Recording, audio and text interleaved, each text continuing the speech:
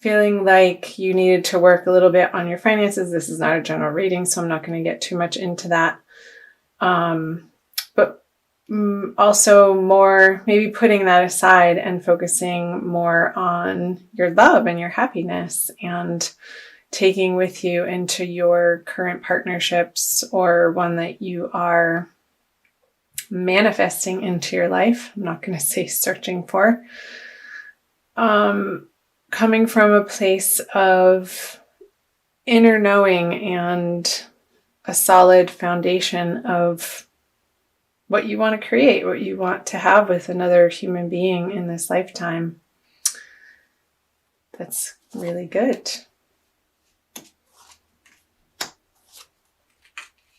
So there could have been a little bit of a distraction or a need outside of your relationship or in your dating life. Perhaps if you're single, knowing what you want. However, maybe in January, not having the time maybe that you wanted to put into your dating endeavors or spending time with new people that you've wanted to connect with. Because I see here with the Six of Pentacles in reverse and the Two of Wands on top of it. This is the card of planning, and this is the card of financial abundance. But in reverse, there could have been a feeling of that you needed to spend a little bit of time in this area of your life. And he's looking away from these cards in the middle, the Nine of Pentacles and the Ten of Cups. So these being in the middle of your energy, of your past energies, being perhaps feeling like in your current relationship that you had a very solid foundation and that you could go out into the world and work on your career or a new career direction, or contemplate the next step in your work life because you knew that you had a solid foundation at home that would support you in those endeavors. And maybe a little bit of, with the Hermit in reverse and the Page of Cups, some new ideas that you're taking into your relationship, some fresh romance and some fun, some giggles, some, like I said, very like social. I see that perhaps you've been more social in January, and it being easeful and fun and playful with your partner. Or if you had been going on dates, then this would signify a younger water sign, Cancer, Scorpio, or Pisces. And yeah, you contemplating the possibility of creating something solid with this person. So let's see where that is taking you into February. The High Priestess in reverse, the Four of Swords in reverse, and Temperance in reverse. Okay. I'm going to pull clarifiers right off the bat. Nine of Cups in reverse, Knight of Cups, Nine of Cups, Knight of Cups, and the Nine. Okay, let me look at this for a second here, Aries.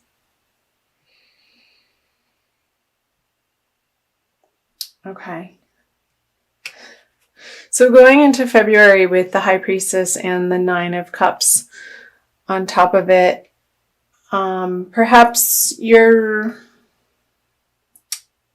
going outward a little bit more and outside of yourself and collaborating with the person that you're in a relationship with, if you're partnered, and wanting their input. So the High Priestess in reverse is, or upright rather, would be inner knowing and inner guidance and intuition leading the way, and in reverse or upside down with the Nine of Cups, it's like you see perhaps some realizations that you came to here in January. You're wanting outside input in your love life, and you're open and willing to receive. So perhaps that's from a counselor or a partner or somebody that you regard highly that would sort of take the place of the high priestess.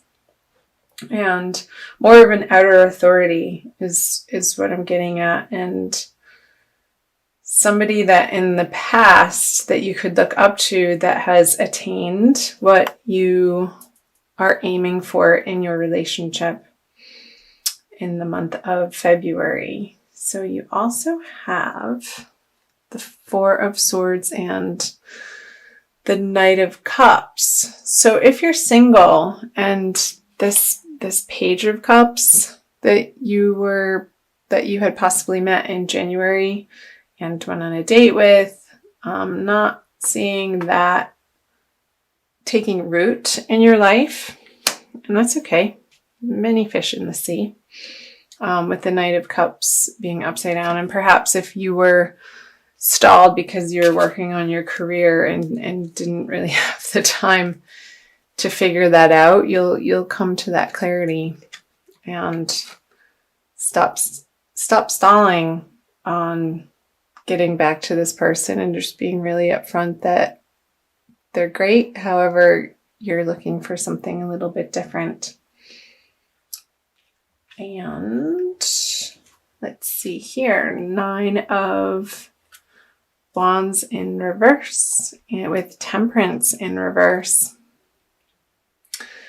So be sure, Aries, in February in your relationships, if you're single and you're going out and dating, to stay more on the sober side. Temperance in reverse can signify a little bit of a tendency to indulge in substances, and which would put your guard down, and not in the good way. You want to definitely, if you're going on dates, keep it on the lighter, fun side. Go for a walk outside. You don't have to meet up for happy hour every time that you meet somebody, Aries.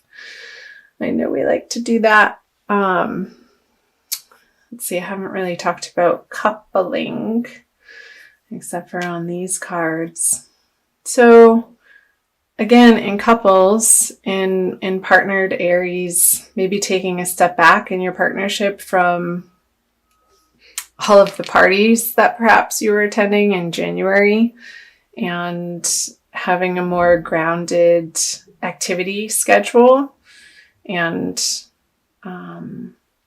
do healthy things together, like take a class, take a dancing class, take a cooking class in February.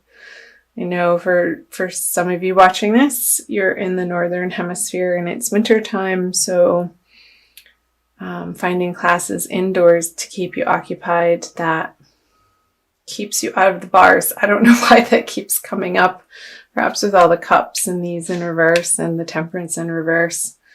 So maybe it's time for a detox, and it might be cool if you and your partner could do that together. It's nice to have that support, and there's strength in numbers to keep you on track. Again, with the Four of Swords in reverse, with the Knight of Cups in reverse. Again, watching your alcohol intake, or if you don't drink alcohol, perhaps it's something different, food or sugar or binge watching on Netflix. Just trying to infuse a little bit more of a moderate temperament. That's the word I was after, throughout the month of February, and it's going to get you to where you want to be in these relationships, again, whether you're single or coupled. So now I'm going to move on to the energies moving out of February. You have the Judgment in reverse. A lot of reversals. The Six of Swords in reverse. And finally, a card upright. Reversals aren't bad, by the way. It just flips around their meaning. and the Three of Wands. So, Judgment, the Wheel of Fortune, the 10. I wonder if you're thinking about moving, or maybe your partner, if you're in a partnership, there's talk of perhaps in moving into the springtime and it being March, considering the possibility of moving coming up, and it would feel like a burden to you, and I see that it would be not your idea but somebody else's idea, and maybe somebody that you're dating, or perhaps you're seriously dating, and there's talk of, well, should one of us move, and kind of see you sticking your feet into the ground and saying, nope, not me. And I think that would be the right decision, because if you do move, look what you get. You'll feel left out in the cold, Aries. We don't want that. So what else do we have here? So yeah, having open and honest conversations about where you're coming from, if that comes up for some of you. It's not going to be all of you, as this is a general reading. You have the Wheel of Fortune reverse, also with Judgment reverse. So maybe coming back to the drawing board on certain parts of your love relationships or your dating life. Maybe if you've been dating and you've been working with a particular online dating app and it hasn't gotten you the results or meeting the type of people that you would ultimately be interested in, scrapping that and starting over on a new dating site altogether. Maybe researching some that have more particular focus in the direction of what your interests are. I know there's some that focus on different religions or different spirituality bents or different areas. So that came up. And what else do we see? We're at 14 minutes. I'm trying to keep these videos under 20 since I'm doing the Divine Love series right now, and I'll be also uploading the 12 zodiac sign general readings for the month of February on February 3rd. But these videos will be going up on Friday. I think that's the 26th. I'm going to pull a Wild Kuan Yin card for you, Aries, since I know you like the color of red. Thanks again for watching. I feel your presence and it's fun. Yay!